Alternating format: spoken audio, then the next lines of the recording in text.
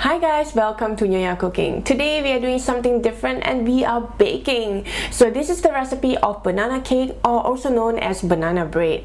Now this really reminds me of my childhood back in Malaysia, because besides having my mom baking it once in a while, I also can get it in the street market or also the night market, and I would usually buy it for my lunchtime the next day in school.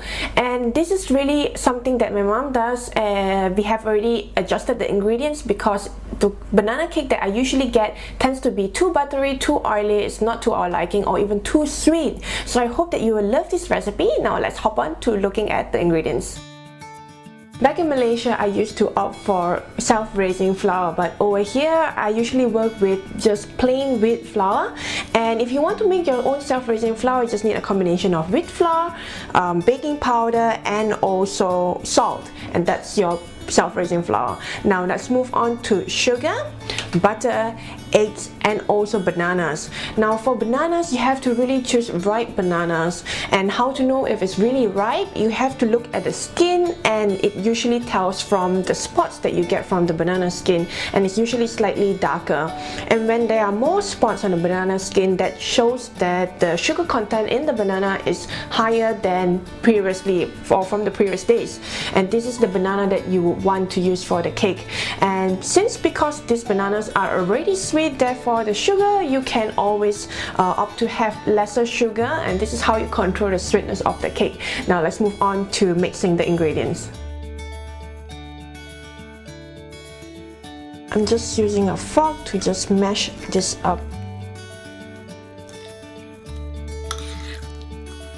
And this is the consistency that we are looking for, because we want to mash the bananas and ensure that there are no big chunks, and this will really create this smooth paste that we need for the cake.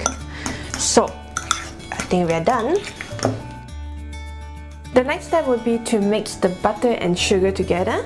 And now this is room temperature butter, because if you take it directly out from the fridge, it's going to get really hard and it's going to be really difficult to mix.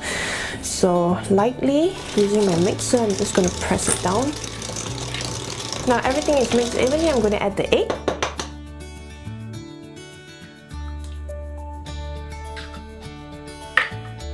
And the second egg.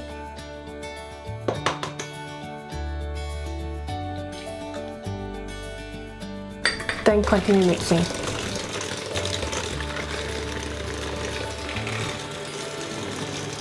And this is when you can add the flour, the baking powder. I'm going to sift this in.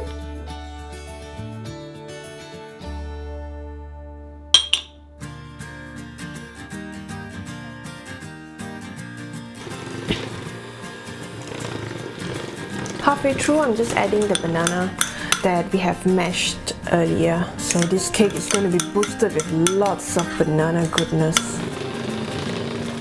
Once all the ingredients are in the bowl, the only thing that you need to do is just to mix them thoroughly, mix them well, and then we're going to shift this into a pan.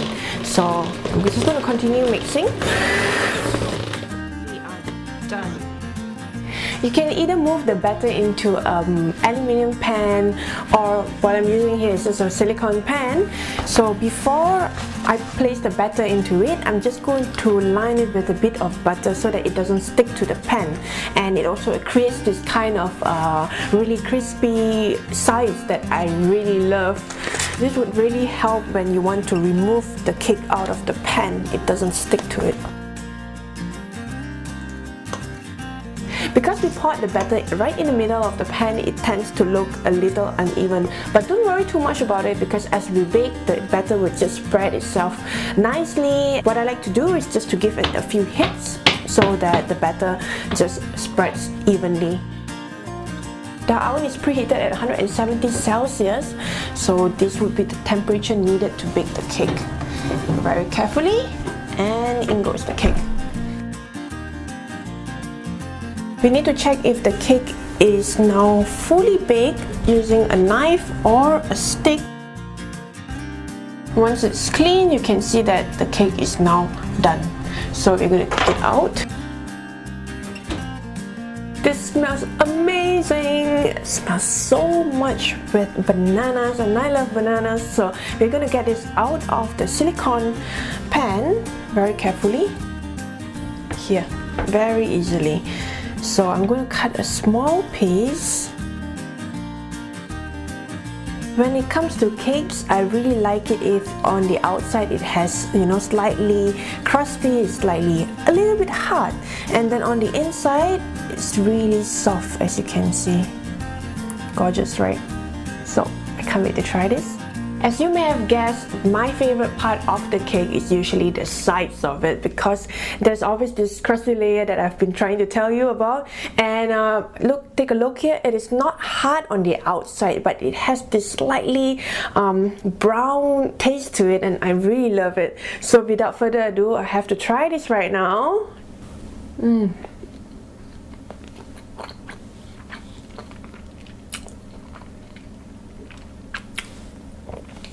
This is lovely.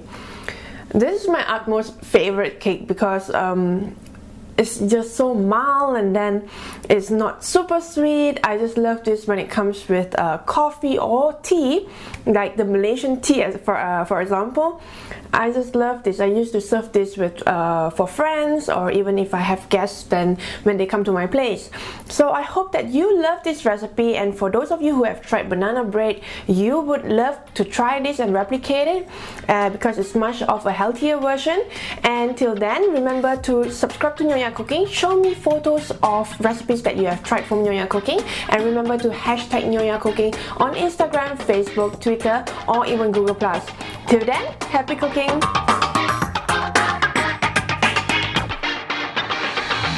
As you put in the mixture into the pot, let it sink for a while, and then using another spoon, you'll push it up slightly and